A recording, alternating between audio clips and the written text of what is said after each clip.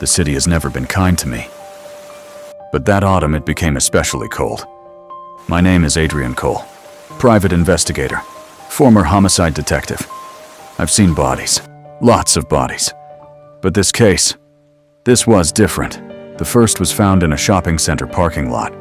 Male, 42 years old, businessman. No signs of struggle, no witnesses, just a neat cut on the neck, almost surgical.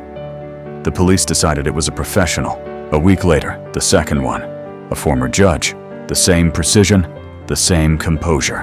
And then the third, lawyer, 3 people. They had only one thing in common. 10 years ago, they had been involved in a high-profile case involving the death of a young woman. The case fell apart. The accused was released. I remembered that case too well, because I was leading it at the time. I spent nights reviewing the archives, photographs, reports, testimonies, and all the time I felt a strange feeling, as if something was slipping away. I started having memory lapses. Sometimes I'd wake up in a chair, not understanding how I'd gotten there.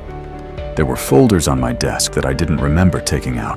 There were light scratches on my arms. I chalked it up to fatigue. The fourth body was found at the port. When I arrived, it took my breath away. The pose was familiar. Too familiar. Because that's how I used to describe crimes in my reports. The words from my old report were literally repeated in the new cases. Someone was copying me. Or, no, I started checking the cameras. The night the judge died, the cameras captured a car near his house, a black sedan, like mine. I told myself it was a coincidence.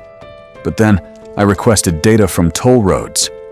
My car traveled along this route every night of the murder, every single one. I couldn't remember it. I went to the doctor. I said I wasn't sleeping well, that I was losing concentration. He asked, "Do you ever have memory lapses?" I lied. I said no, because I was already beginning to understand the truth. Everything fell into place when I found gloves in the trunk. Black, leather, and a knife, carefully wrapped in cloth. I was standing in the parking lot, looking at my reflection in the car window, and suddenly I realized I wasn't looking for a killer. I was creating one. 10 years ago, that girl's case fell apart. The defendant was released. The judge closed the trial. The lawyer played a smart game.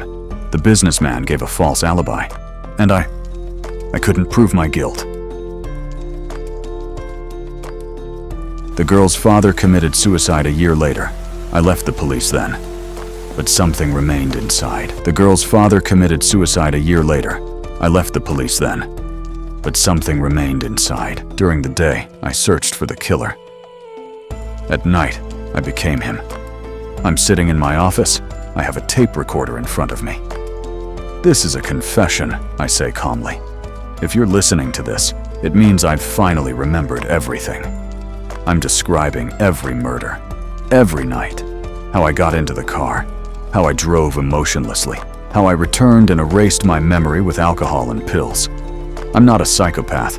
I was a man who couldn't take it anymore. Sometimes evil isn't born of cruelty, but from the feeling that justice doesn't exist, I dial the police. The voice on the other end of the line asks, "What's wrong?" I answer, "I found the killer." "Who is it?" "It's me."